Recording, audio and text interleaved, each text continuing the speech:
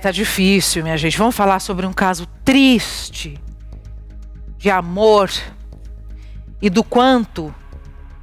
Semana passada foi dia do irmão, se não me engano, acho que foi na quinta, na sexta-feira, foi dia do irmão, né? 3 irmãos morreram num incêndio dentro de casa, interior de São Paulo. Olha aí a foto dos 2. E aí você vai se impressionar com os detalhes dessa história. As vítimas foram identificadas. É o Bruno da Silva, de 15 anos, e a Ana Júlia da Silva, de 12.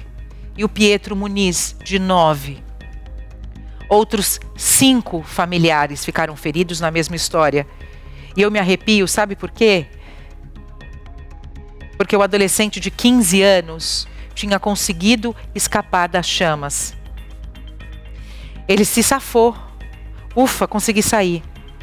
Só que aí ele percebeu o seguinte: opa, pera, minha irmã tá lá dentro. Pera aí, gente, minha irmã tá lá dentro.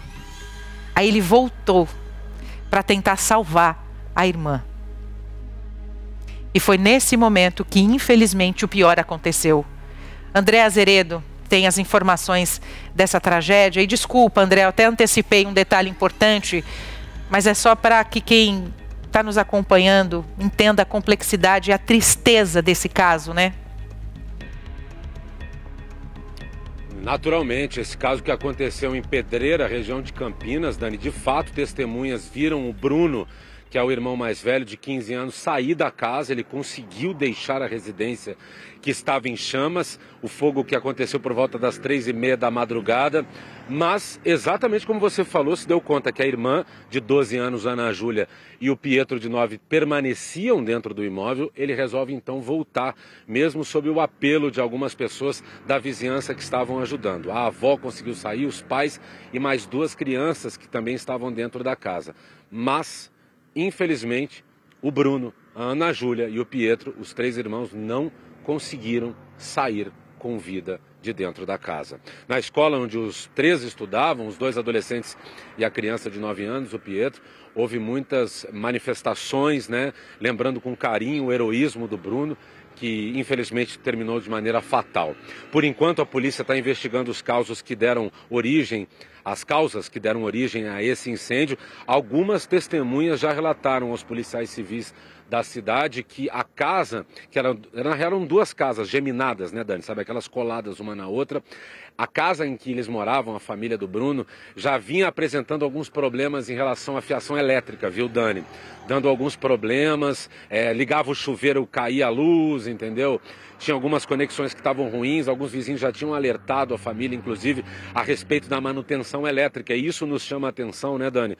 Você, como chefe de família, sabe muito bem como é que é importante a gente acabar tendo que prestar atenção nisso, se é que isso foi realmente o caso do incêndio. Mas, por enquanto, são essas informações que estão chegando para a polícia, que está investigando junto com a perícia para dizer exatamente o que foi. Se deu algum curto-circuito por causa da precariedade dessas ligações elétricas, se começou no forro e se estendeu rapidamente por toda a casa e vitimou essas 3 pessoas. Que tristeza, André, que notícia triste que a gente traz nessa segunda-feira. E o André observou um ponto importante, que às vezes a gente não percebe que tem um problema. Eu vou trazer um relato muito pessoal aqui.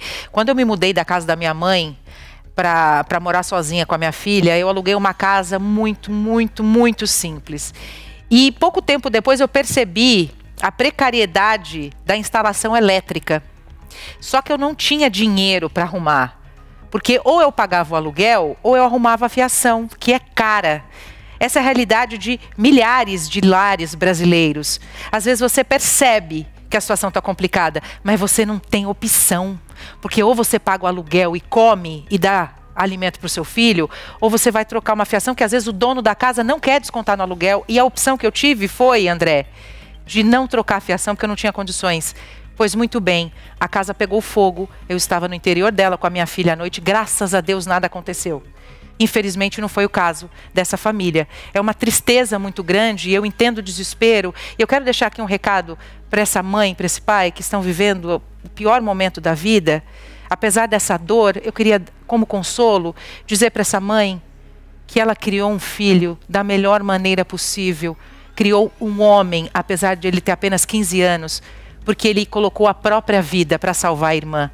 Isso é digno demais. Então, o nosso abraço e a nossa solidariedade a essa família. SBT News, o maior canal de notícias do YouTube.